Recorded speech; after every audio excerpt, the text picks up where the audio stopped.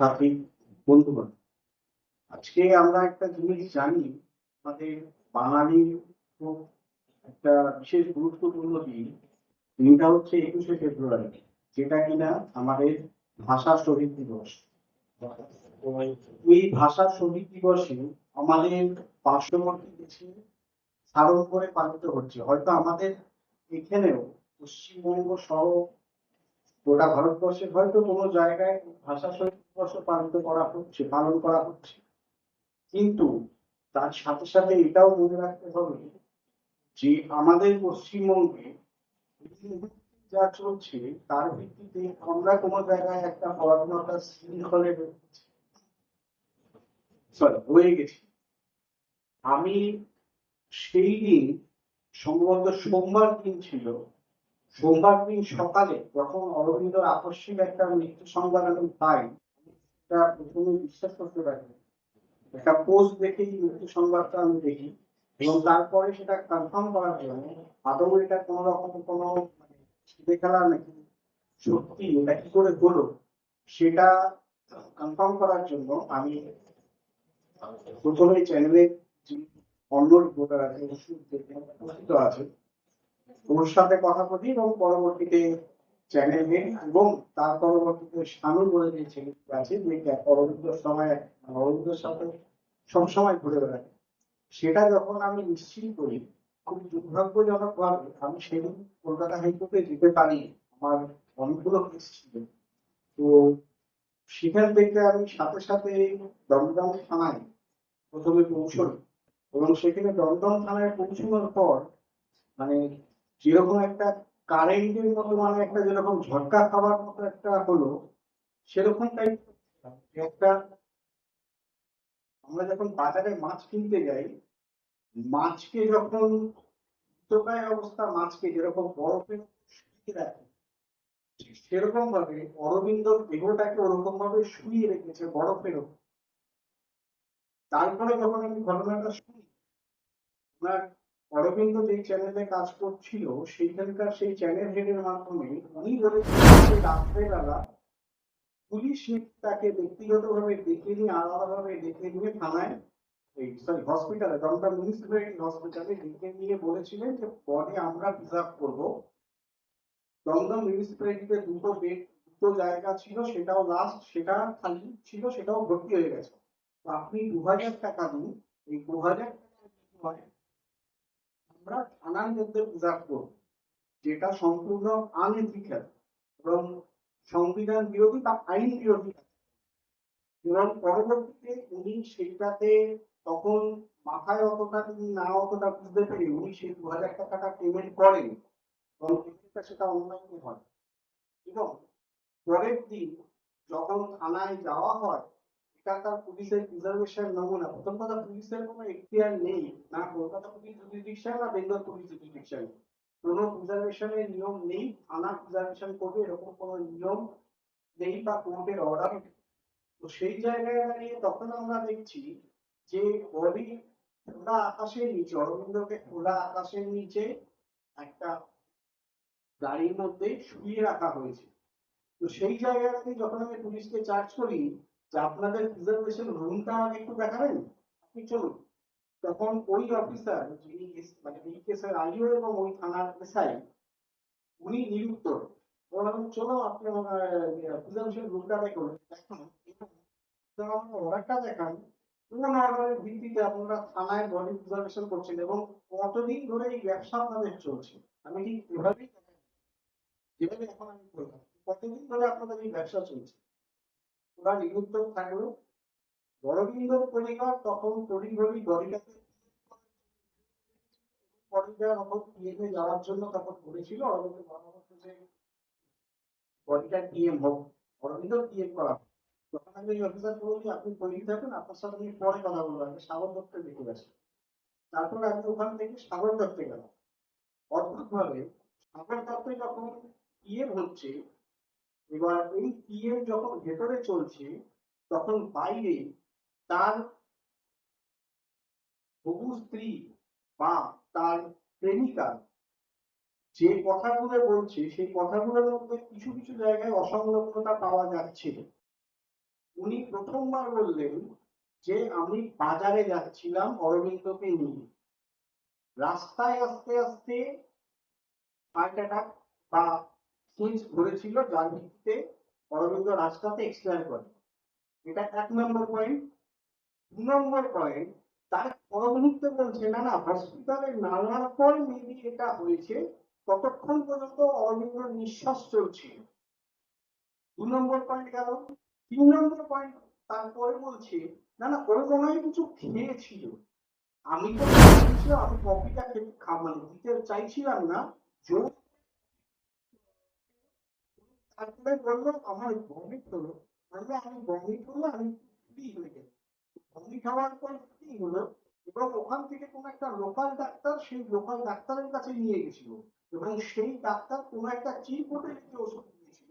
ওর নামটা আমার ঠিক মনে পড়ছে না, সম্ভবত পীযূষ ডাক্তার সামথিং বলেছিল। ওখানকার ওই মার্কেট এরিয়ায় লোকাল ডাক্তার যারা ছিলেন, লোকাল ডাক্তার ছিলেন, ওনার কাছে গেছিল।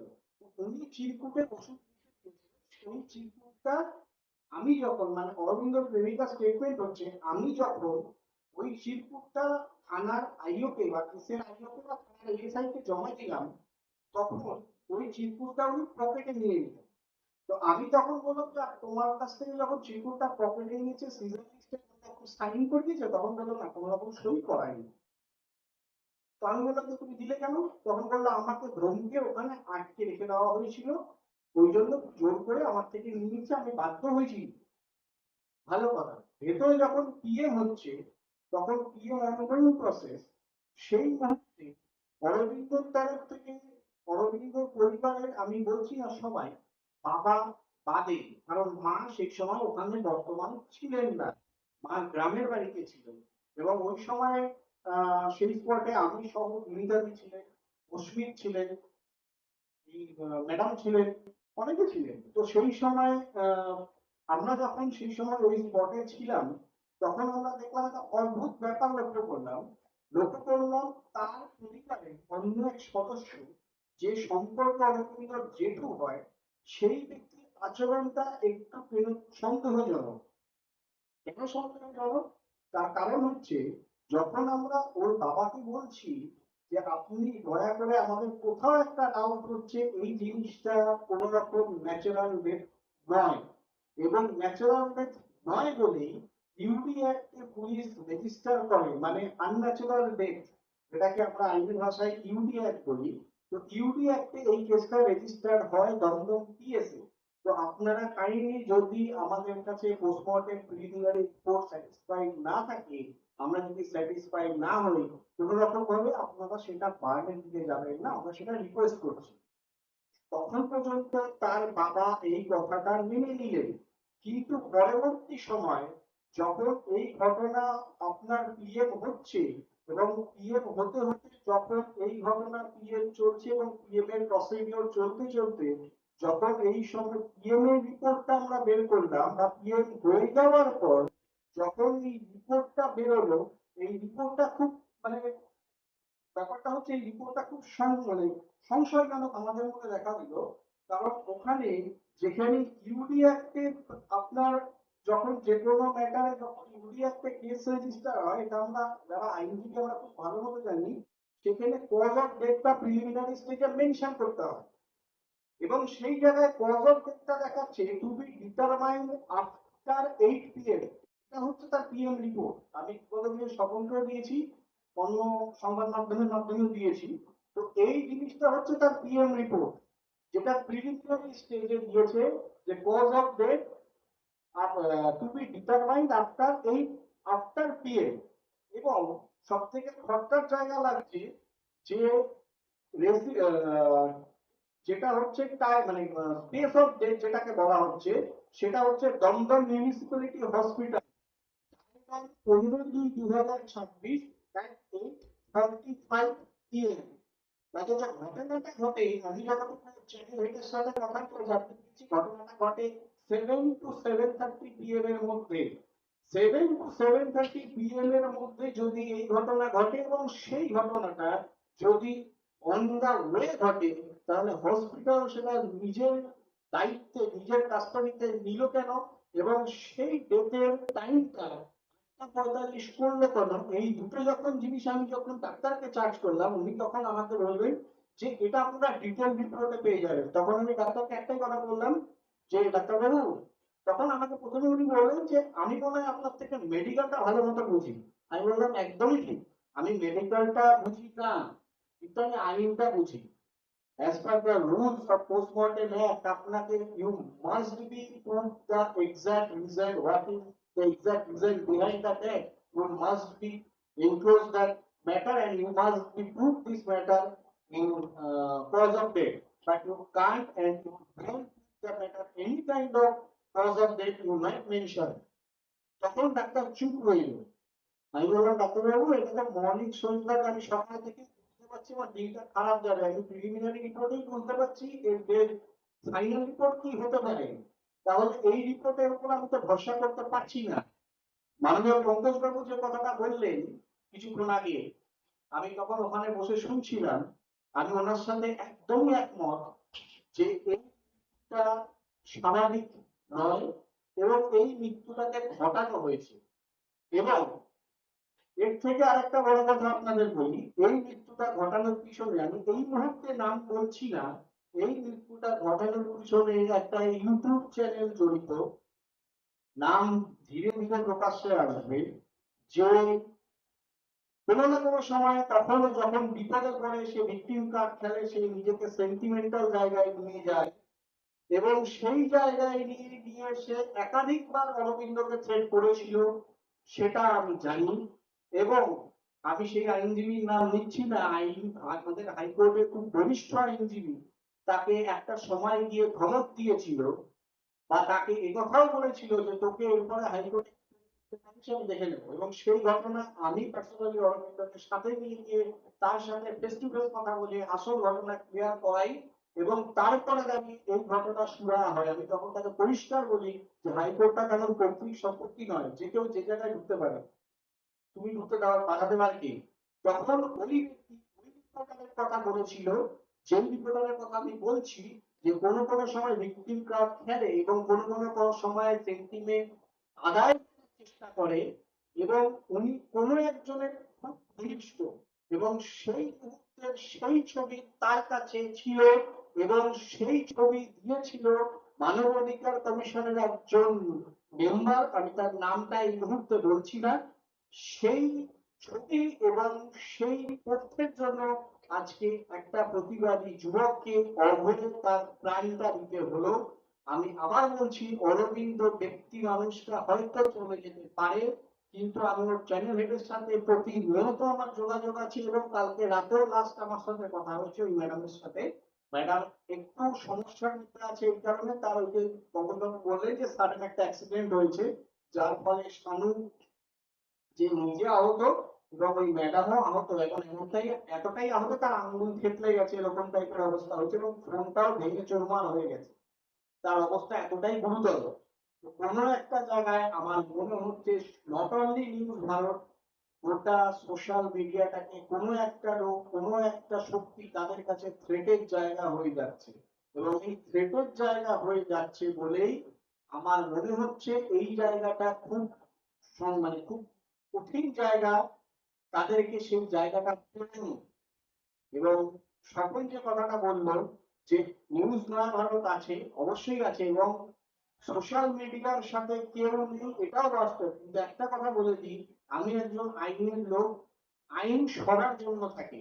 আজকে সকলের উপর যে সমস্ত কেস বা যে সমস্ত ধারা দেওয়া হয়েছে অনৈতিকভাবে, সেগুলো প্রত্যেকটা কোর্টে সাবজুডিস ম্যাটার, সেই ম্যাটার নিয়ে আমি এইখানে বলতে চাইছি না, যেহেতু ম্যাটারটা সাবজুডিস আমি একাধিকবার সেটা সেই জায়গায় স্টেটমেন্ট দিয়েছি কোর্টের বাইরে এবং কেসের আপডেট। এবং এই জায়গায় দাঁড়িয়ে বলছি, যদি আপনারা সঠিকভাবে ঠিকভাবে আপনারা শক্তভাবে যদি এর মোকাবিলা না করেন, তাহলে আগামী দিনে হয়তো আরেকটা অরবিন্দরও সমস্যা হতে পারে। আমি এই জন্য বলছি আরেকটা অরবিন্দ যেন আমাদের না হয়। এবং একটা কথা বলে রাখি, আমার চ্যানেল হেডের সাথে কথা হয়েছে এবং চ্যানেল হেড পরিষ্কার বলেছেন যে পরিবার কি করে সেটা আমাদের দেখার বিষয় না, কারণ আমি বলছি পরিবারের ওপর একটা ইনফ্লুয়েন্স কাজ করছে এবং সেটা পরিবারের লোকের তরফ থেকেই, সেটা অরবিন্দ বাবা নয়, মাও নয়, মা বাবা ব্যতী রেখে এমন একজন ব্যক্তি যে অরবিন্দর, আমি নাম করেই বলছি এই মঞ্চ থেকে, অরবিন্দর জেঠু প্রবল পরিমাণে তাদের সাথে কোন রকম কোন মানে যোগ সাজসের মধ্যে গেছে। এবং সেটা দেখতে হবে আগামী দিনে, হয়তো এটা আপনারা দেখতে পাবেন যখন ম্যাটারটা সাবজুডিস ম্যাটারে যাবে, তখন আপনারা জিনিসটা দেখতে পারবেন যে এটার সাথে পেছনে কোনো আর্থিক লেনদেন আছে নাকি একে প্রেশারাইজ করা হয়েছে, সেটা পরিষ্কার ভাবে বোঝা যাবে। কারণ বিগত যখন ওনার চ্যানেল হেড ওখানকার মাননীয় এমপি সৌমিত্রতার সাথে ফোন কথা বলেছিলেন, তখন উনি পরিষ্কার বলেছিলেন, ম্যাডাম আমার আপনার টেনশন করতে হবে না, আমি এফআইআরটা করিয়ে দেবো। এবং সেই জায়গায় দাঁড়িয়ে যখন এফআইআরটা করিয়ে দেওয়ার জায়গা আসে, তখন সেই বাড়িতে গিয়ে মানে তার বাবা মা সহ তার জেঠু, বাবা মাকে এখন বর্তমান যা পরিস্থিতি, তার মাকে তার গ্রামের বাড়িতে নজরবন্দি করে রাখা হচ্ছে। এবং সেটা তার জেঠুর জন্য জেঠু তদারকিতে হচ্ছে। এবং জেঠুর সাথে আরো কয়েকজন লোক আছে যারা কিনা চায় না যে অরবিন্দর মৃত্যু রহস্যটা বাইরে আসুক। কারণ অরবিন্দর মৃত্যু রহস্য বাইরে আসলে সেখানে অনেক বড় নেক্সাস, অনেক বড় মাথা বেরিয়ে আসবে। কারণ এই অরবিন্দর মৃত্যুটাকে ঘটানোর জন্য আমার অনুমান যে এটা 2 থেকে 2.5 মাস আগে থেকে এর গেম প্ল্যান করা হচ্ছে এবং এটা মোটা অঙ্কের বিনিময় করা হচ্ছে। গোটা মেডিকেল ফ্রেটার্নিটিটাকে বাঁচাতে পুলিশকে সাথে নিয়ে এই টোটাল নেক্সাসটা চালানো হয়েছে। যারা আপাত দৃষ্টিতে মনে হচ্ছে যে তারা তাদের মতো করে ভাবছে যে তারা এটাতে সাকসেস, কিন্তু আমি একজন আইনের ছেলে বা আমি একজন আইনজ্ঞ হিসেবে বলতে চাই, যদি আপনারা এটা মনে করে থাকেন যে আপনারা আপাত দৃষ্টিতে সাকসেস, সেখানে আপনাদের মনে হতে পারে, সেই মনে হওয়া নিয়ে আপনারা মনে খুশি রাখুন। কিন্তু ততদিন পর্যন্ত সাকসেস, যতদিন পর্যন্ত এই ম্যাটার জুডিশিয়ারি সিস্টেমে আসছে না। কিন্তু খুব শিগগিরই যখন জুডিশিয়ারি সিস্টেমে ফাইল হবে, তখন একটার পর একটা হিট যখন তোলা হবে, তখন এই যে ব্যক্তি, যে ইউটিউবারের কথা আমি বললাম, যে সব সময় সিম্প্যাথি আদায় করে, যে এসিবি ওসিবি করে বেড়ায় এবং চাঁদা তুলে বেড়ায়, আমি তার নামটা এখন বলছি না প্রকাশ্যে। কেন? কারণ আমি ম্যাটারটা সাবজুডিস করতে চাইছি। আমি ফার্স্ট ম্যাটারটা রেকর্ড করাই, তারপর তার নাম বলতে আমার কোনো অসুবিধা নেই। আমি নির্দ্বিধায় বলবো, আপনারা যারা আমাকে চিনেন, আমি কোনো দ্বিধাগ্রস্ত ছাড়াই হাইকোর্টের অধীনে শাসকের বিরুদ্ধে একাধিকবার প্রমাণ নিয়ে সামনে এসেছি, আপনারা জানেন। কিন্তু আমার তাতে বলতে ভয় নেই, কিন্তু প্রোটোকল এটা বলে যতক্ষণ না পর্যন্ত মামলা আমি ফাইল না করছি, ততক্ষণ আমি তার নাম দিতে পারবো না। সেই প্রোটোকলের জায়গা থেকে আমি আটকে যাচ্ছি। এবং এই ম্যাটারে তার নাম এবং তার পেছনে কে বড় মাথা আছে তার নামও নেওয়া হবে। শুধুমাত্র সময়ের অপেক্ষা। শুধু চ্যানেলের ম্যাডামকে একটু সুস্থ হতে উনি কেসটা ফাইল করবেন, আমার সাথে কথা হয়েছে। এবং আরেকটা কথা বলে রাখি, আমার ম্যাডামের সাথে যতটুকু কথা হয়েছে, সম্ভবত পরের সপ্তাহে অরবিন্দ যে চ্যানেলের হয়ে কাজ করত, সেই চ্যানেলের তরফ থেকে আরেকটা শোক সভা করা হবে। যেহেতু এখানে আসতে পারলেন না, হয়তো সেখানে তা উনি করবেন। এবং আমার অনুরোধ রইল যে ব্যক্তি অরবিন্দ, আমরা মানুষ অরবিন্দর জন্য আমরা সেদিন ছুটেছিলাম, গোটা দিন আমাদের গেছে, সেটা বড় কথা না। আমাদের সাথে কোর্টের অধীনে এমন অনেক রিপোর্টারের সাথে এমন একটা সম্পর্ক হয়ে যায়, যে সম্পর্কটা হয়তো টাকা দিয়ে বা ধরুন কোন রকম কোন স্বার্থের জন্য নয়, নিঃস্বার্থই সম্পর্কটা থাকে। এবং সেই বন্ধুত্বটা এতদিন থাকে, মানে কাছের একজন বন্ধুকে আমি মিস করছি। আজকে যখন হাইকোর্ট থেকে বেরিয়ে আমি আসি, কোনো মিডিয়ার তরফ থেকে বা ওর চ্যানেল থেকে যখন অশ্বিন বা আমাদের এই প্রতিনিধি আসে, আমি ভাবতে পারছি না যে গুরুমাতা অরবিন্দ আসছে না, গুরুমাতা অরবিন্দর ফোনটা আসছে না যে রাহুল দা তুমি আছো তো, আমি আসছি। এই কথাটা মনে হচ্ছে আমার কানে ভাসে। এবং এই তারিখ থেকেই আমি গেছি এবং এই তারিখ থেকেই আমি আসছি এবং এই আগামী দিনে এই তারিখ থেকেই আমরা আসবো। এবং আমার আপনাদের কাছেও এই অনুরোধটা রইল যে আপনারা যে তারিখ থেকে আপনারা শুধুমাত্র মানবিকতার খাতিরে যখন আপনারা এগিয়ে এসেছেন, আগামী দিনে আমাদের সাথে মানবিকতার জন্যই আপনারা আসবেন, মনুষ্যত্বের জন্য আসবেন। এই কথা বলে আমি আমার কথা শেষ করছি। ধন্যবাদ।